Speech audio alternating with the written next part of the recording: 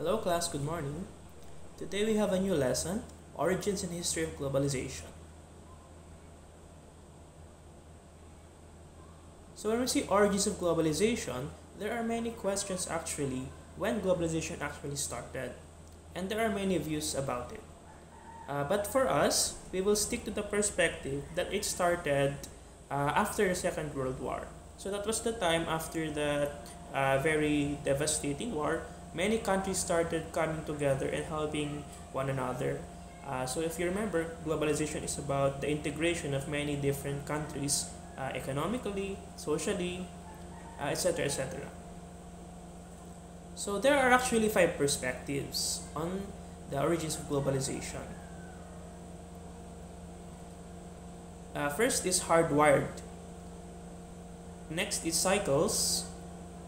Next is epoch. Then is events. And finally, broader, more recent changes. So let's start with hardwired. So when you say hardwired, it is something that is innate or will happen eventually. It's like in the genes of people. So according to Nayan Chandra, it is because of our basic human needs to make our lives better that globalization started. So our species originated from Africa but has crossed many continents seeking greener pastures. So if you would believe in science, it is said that our species originated from Africa, which is, we often say it's the cradle of life. Eventually it spread out to the other continents, so we spread out to Europe, Asia, America, South America, North America, etc. etc. Commerce, religion, politics, and warfare are urges toward a better life. So in other words, these things urge people to better life. Commerce, so for trade, when you trade, oftentimes you get money out of that. Sometimes religion can be used as something to urge people towards a better life. So some people want to spread the religion, and when they spread the religion, they have a better sense of fulfillment, or they feel fulfilled. Politics, so when you say politics, of course, there are some countries who want to extend their political ideologies. For example, US is often a champion of democracy. UN, some of their policies are very democratic. And last is warfare. So when you say warfare, the people are trying to get material things, wealth, etc. through war. So that is a way for people to get to have a better life now. Next, those actions led to the formation of the 4 aspects, which are trade, missionary work, adventures, and conquest of globalization. And this can be traced throughout history.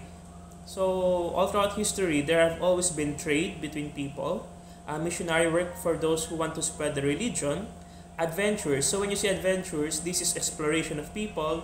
For example, if you were in if you were in Spain and you wanted to travel the sea or go through the different places, you would often go through boat or through ship.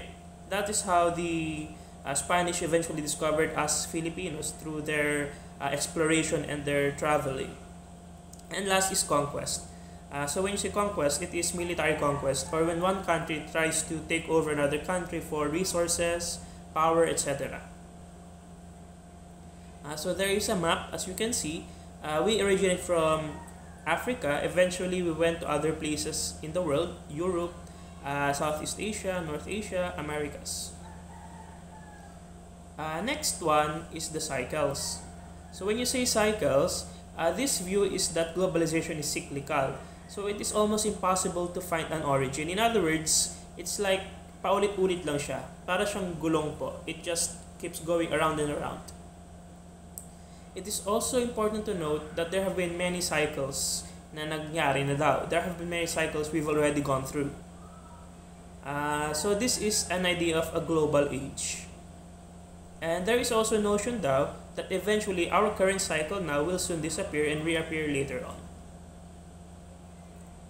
Next is the epoch. So when you say epoch, there are said to be 6 great epochs of globalization. They are also known as waves. So when one wave is done, the next one happens again. So it argues that globalization is not unique because it's already happened in the past. It is different from cycle as those great epochs do not return. When you say cycle class, it happens again. When you say epoch class, it has a definite start and a definite end. So here are the great epochs. The first is globalization of religions like Islam and Christianity from the 4th to the 7th century. European colonial conquest, the late 15th century. Intra-European wars, late 18th to 19th centuries. Next is the heyday of European imperialism, mid-19th century to 1918. And last is the post-World War II period. Second to the last. The last is the post-Cold War period. So the first period was the globalization of Christianity and Islam. So those two religions eventually spread throughout almost the whole world, especially through missionary work, sometimes through conquest, sometimes through trade. So there are many ways for that to spread, those religions. Next was the exploration of the Europeans. So here you have them exploring, I believe this is South America. Next is the intra-European wars. So this is a period of warfare between the European countries. They're either through trade, sometimes religious reasons, sometimes reasons is political reasons or for power. After that, it was the heyday of European imperialism. When you say heyday, it was when it was most powerful and prevalent. So, for example, England, if you remember, almost 1/4 of the whole world was under British rule at some point. So imagine one out of 4 people were actually part of Great Britain or the British Empire. Next is the post-World War II. So this was the time after the World War II when the countries were starting to rebuild after the devastation that was the World War II. So countries started working together economically, trying to solve the problems through peaceful ways. The last one was the end of the Cold War. So this was the not actual war, but a long period of mistrust between the two powers, which was USA and the USSR. Eventually, USSR was no longer together. It was dissolved. So it left America as the sole superpower. So it led to the free world, as they say, because there was no longer any communism that happened. Next is events. So this one, it talks about events as being the things which caused globalization to happen. So in this view, there are some events like military conquest, like the Roman conquest, and Genghis Khan, which are said to have started globalization. Others say it is discovery, like Christopher Columbus's discovery of America, Vasco da Gama's rounding of the Cape of Good Hope, and Ferdinand Magellan's circumnavigating the world. They say those were the things that began globalization. And lastly, recent years, some people view globalization as beginning due to technological advancements. So in transportation, communication, etc. So those events, for example, those are the transatlantic telephone cables, first television broadcast, modern internet, etc. etc. So there are many things or events. So here you have the Roman Empire. Because of the large size of the Roman Empire, it spread its culture throughout many parts of the world. This is Christopher Columbus. He is the man who is said to have discovered America. Although it is actually maybe mistaken because he only rediscovered America, because before that there were already some Vikings from Europe who discovered America first, as there is some evidence of some of their relics, some of their artifacts reaching parts of Americas first. And lastly is the laying of the transatlantic cable. So this was a telegraph cable that allowed communication between USA and the European countries. And last class is the broader, more recent changes. So this is the fifth view. All of these changes happened in the last half of the 20th century. So that's different from the other theory, which was there are many events which happened throughout history. This one, it's talking about the more recent events that changed our world. There are three events. The first is emergence of the USA as a global power post World War II, emergence of MNCs or multinational corporations, and last is the demise of the Soviet Union and the end of the Cold War. So class, that is the country of USA. So nowadays it is one of the superpowers. So eventually, its military and economic power after World War II was able to surpass Germany and Japan.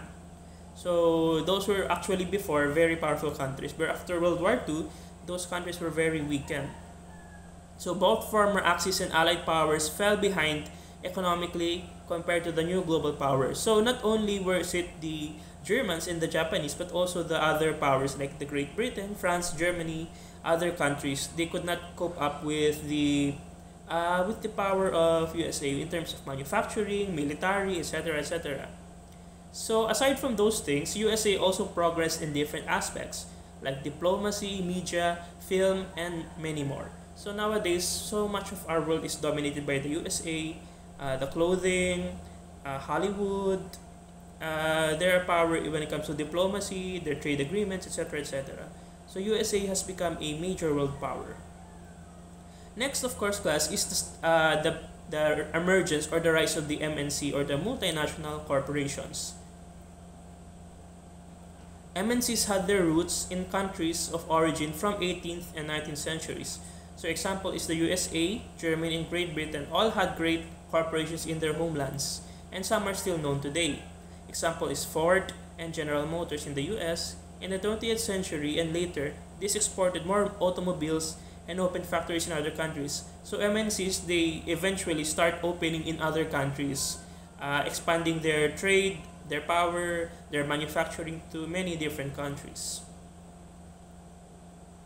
And last class, if you know this map, this is this flag. This is the flag of the USSR, and this is the map of the USSR. At its prime, USSR was one of the most powerful countries in the world, second only to USA.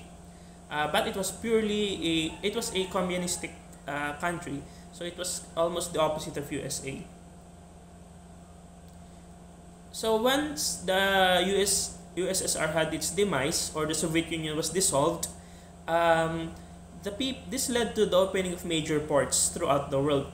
Formerly, if you were part of USSR, maybe you would have limited trade with other countries. But because it was no longer in effect or effective, they started opening their trade with other countries. Many global processes, immigration, tourism, media, diplomacy, and MNC started to spread throughout those different parts of the world, paving the way to the so-called free world. So without the USSR anymore, it was more easy for those things to happen: immigration, tourism, media, etc., etc.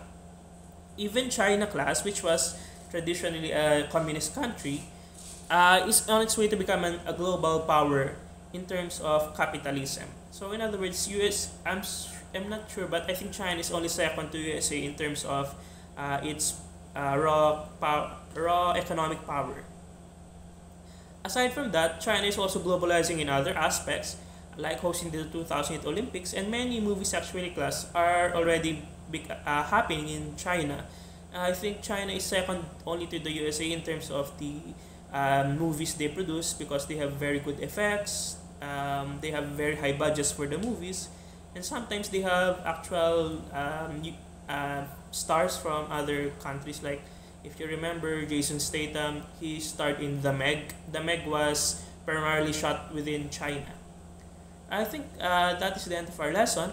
I hope you understood the different points, and I look forward to seeing you next meeting. Thank you.